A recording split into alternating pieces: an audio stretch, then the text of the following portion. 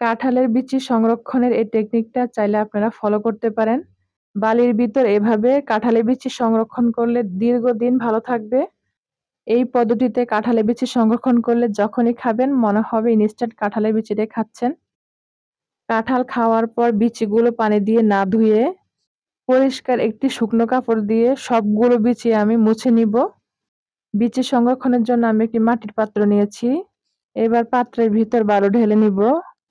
কাঁঠালের বিচি কিন্তু আমি পানি দিয়ে ধুই নাই। এখন সবগুলো বিচি বালির ভিতর গুজে দিব। উপরে কিছু বালি দিয়ে ঢেকে দিচ্ছি যেন বিচিগুলো বের না হয়ে থাকে। এবার একটি টিস্যু ব্যাগ দিয়ে ঢেকে দিচ্ছি। পলি ব্যাগ দিয়েও ঢেকে রাখা যাবে, তবে সেই ক্ষেত্রে পলি ব্যাগ ছিদ্র করে দিতে হবে যেন ভিতরের গ্যাসটা বের হতে পারে। এই পদ্ধতিতে কাঁঠালের বিচি সংরক্ষণ করলে ভালো থাকবে দীর্ঘদিন।